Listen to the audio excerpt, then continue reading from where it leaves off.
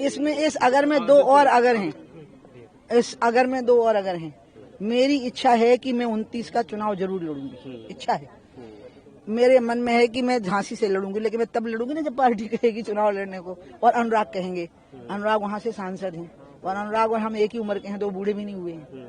टीकमगढ़ आपका home district, Tikamgarh reserve है, लेकिन अभी तो परसीमन होना है 2026 का जो परसीमन होगा उसमें रिजर्वेशन भी सीटों के चेंज होंगे। खजुराहो टीकमगढ़ 2 ऑप्शन बचता है, क्या आप क्योंकि वो अब हम इतना नहीं बोलेंगे अपने बारे में, हमको बनता नहीं बोलते, हमको जितना बनता है वो हम बोल दिए। दीदी, गौ संवर्धन को लेकर के आपने इशू उठाया है, एक बड़ा ज्वलंत मुद्दा है। जो सड़कों पर गायें घूमती रहती हैं, उसको सरकारों का बहुत दावा है कि हम ये पायलट प्रोजेक्ट चला रहे हैं, लेकिन आज भी हाईवेज पे लगातार एक्सीडेंट हो रहे हैं, गायें जो है कि सड़कों पे घूमती नजर आ रही हैं। आपने बहुत सार्थक सवाल किया है। जो नेशनल हाईवे के प्रोजेक्ट हैं, जो स्टेट हाईवे के प्रोजेक्ट हैं, जो डिस्ट्रिक्ट रोड के प्रोजेक्ट हैं, उनको दोनों तरफ फेंसिंग का बजट जोड़ना पड़ेगा, जो कि बहुत कम होता है, 0% भी नहीं होता है। दोनों तरफ फेंसिंग रहेगी तो कोई गाय नहीं मरेगी, कुत्ता भी नहीं मरेगा, बिल्ली भी नहीं मरेगी, गाय भी नहीं मरेगी, कोई नहीं मरेगा।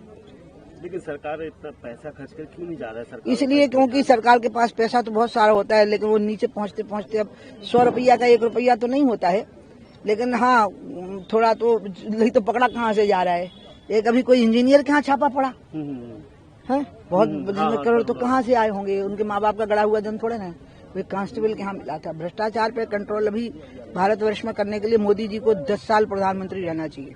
भ्रष्टाचार की जड़ें एकदम पाताल तक पहुंच गई है, बरगद के पेड़ की तरह नीचे तक पहुंच गए बहुत।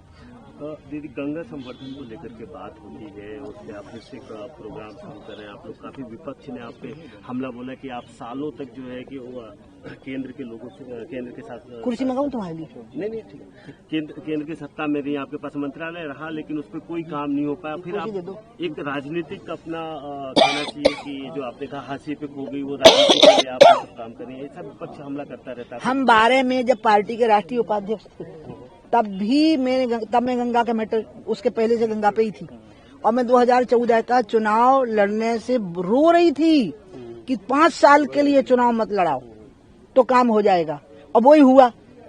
सरकारी काम तो जितना है होना है, असली काम तो जागरण का है ना, जन समाज के अंदर जिम्मेवारी का बोध होने का है।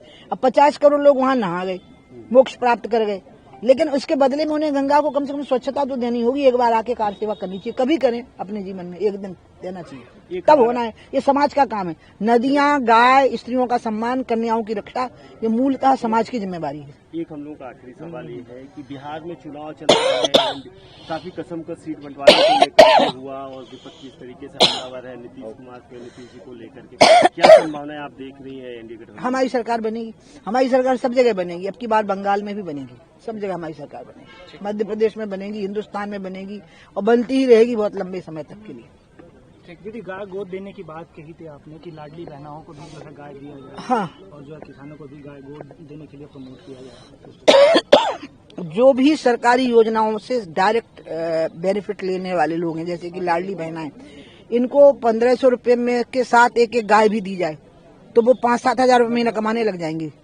5-7 हजार रुपये महीना 1,500 की जगह पर 1,500 मिलता रहे उनको, ताकि वो गाय गौ पालन में लग जाएं, और फिर जब ज्यादा हो जाए तो अपने आप मना कर देंगी वो।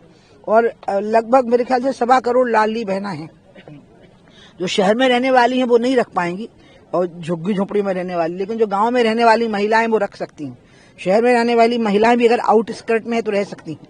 तो इसलिए लगभग इसमें से 75 लाख महिलाएं ऐसी होंगी जो गाय रख सकती हैं, और अगर उनने इतनी गायों को रख लिया तो मध्य प्रदेश में गौधन कितना है? 3 करोड़ के आसपास है। बाकी किसान संभाल लेंगे तो गऊ अपने आप, और दूसरा फेंसिंग हो जाए रोडों की तरफ।